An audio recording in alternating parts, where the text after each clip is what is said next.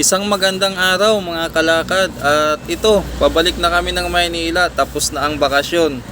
Nag-enjoy, nakagawa ng mga magagandang memories. At pag-uusapan natin habang nagta-travel kami ngayon papunta sa Masbate Port ay magkano nga ba ang pamasahe? Alin nga ba yung mas makakatipid? Lalo na marami sa atin limitado ang budget, at kami din. Makaka-relate din siguro yung ibang nagbabakasyon dito. Pagpapunta pa lang ng Masbate, may dalang budget. Pagpa-uwi na ng Maynila, ubos na ang budget. Ito, pag-usapan natin. Ang pamasahe namin nung pumunta kami dito, ang sinakyan kasi namin ay Bicol Isarog. So, ang pamasahe niya that time is 1,450 kada isang tao. Kapag bata naman o may discount ay 1,160. In total of pamasahe namin papunta pa lang dito ay umabot ng 4,060. This time naganap ako na medyo mas less ang ang pamasahe. Nagtry kami ng Star Horse Shipping Line, medyo nabubulol ako. At ang pamasahe naman ng Star Horse from Masbate Port to Dalahican, Lucena Port ay 1,000 pesos sa bata at 1,000 pesos sa tao at 500 pesos sa bata. Kaya ang total ng pamasahe namin ay from Masbate to Lucena ay 2,500. Then from Lucena naman to Manila or to Cubao, kung saan man, o Camyas, ay 324. So binayaran namin ng full yung bata para makaupo kami ng maayos. In total of gastos namin nang pabalik kami dito ng Maynila ay 3,472. Yan. So nakalis kami ng mahigit 500 plus. Compare doon sa 2022 na travel namin na sumakay kami ng Coast Shipping Lines. Biyaheng Batangas naman yun, pero libre na bus. So from Masbate to dito na sa Cubao, 2,000 pesos kada tao yung binayaran namin. Ang biyahe naman nun ay Batangas, at sa bata naman ang binayaran naman namin doon ay 1,000. In total of 5,000. Medyo mas mura-mura na siya mga kalakad sa sa ngayon kumpara dati.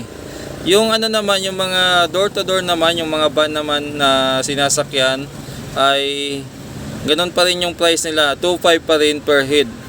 So from Masbate na yan hanggang saan man kayo dito sa Metro Manila, 2,500 ang singilan nila. So kasabayan ko din nung kumuha ng ticket at natanong ko din sa kanila.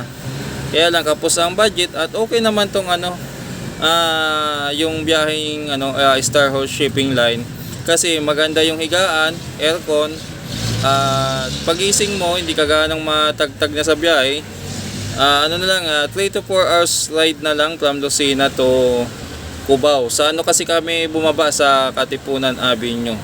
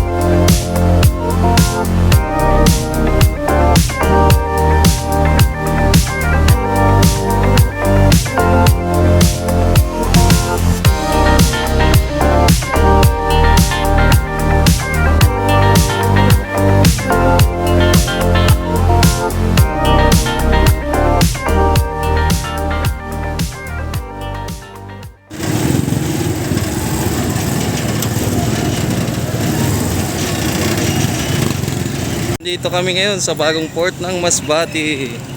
Ayun yung bumaba tayo. Meron na pala ditong ayan, Bicol Magayon bus line. Tapos drop off, ayan. Hakot muna. At sa wakas, sa haba ng pila, nakalusot na rin kami doon sa passengers terminal. At mag-onboard na kami. Tapos papasok lang ng mga gamit. Then tara, pasyal na muna tayo dito sa loob ng Star Horse Shipping Line.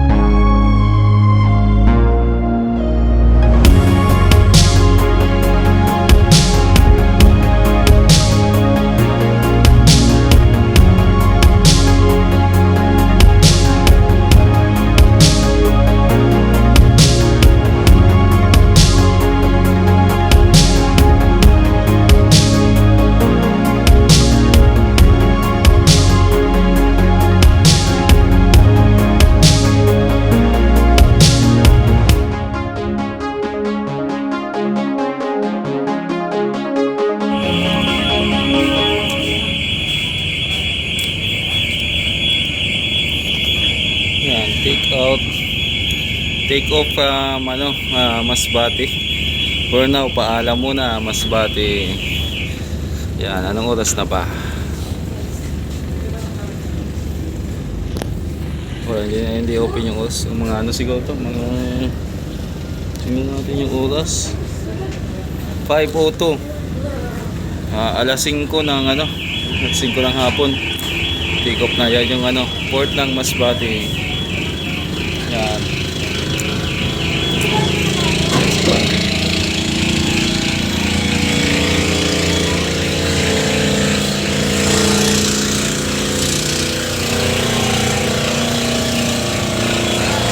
Hoy! Dalawa. Hello. Yan. Tigi, Harvey, yan yung pantigi. Pantigi. Ano yun? Tinabo. Batuan? Bulo. Panalaan ko, bantig ako. Ito, pantigi ito. Magdalena. Tapos iikot, yan. Yan. Dito tayo dala. Mabilis din pala tumakbo tong barko na to. Oh. Mabilis, no?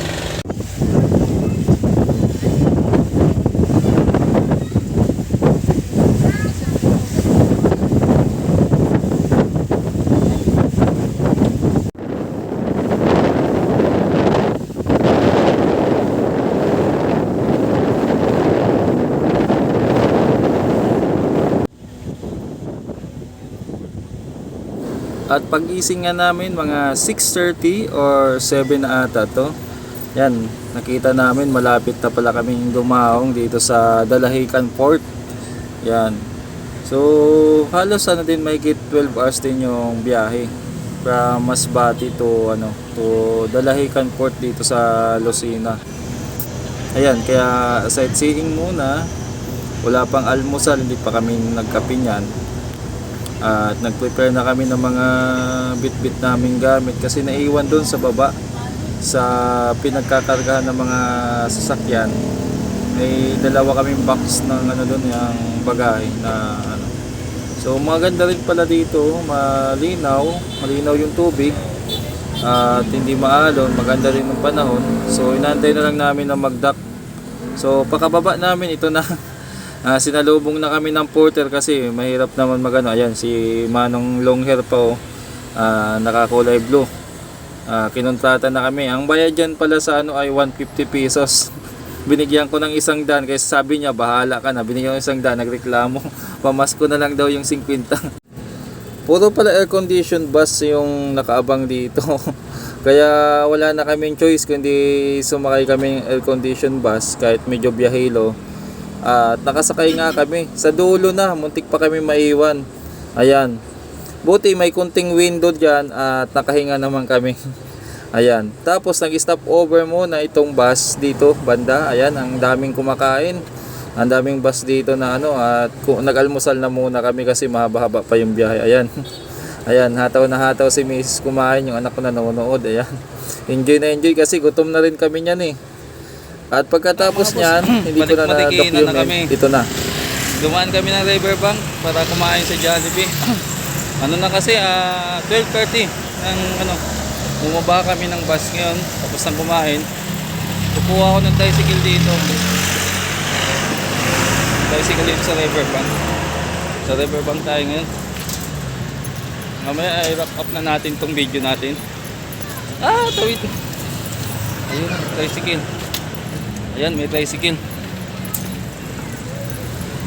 Ngayon mga boss. Tricycle, ayan.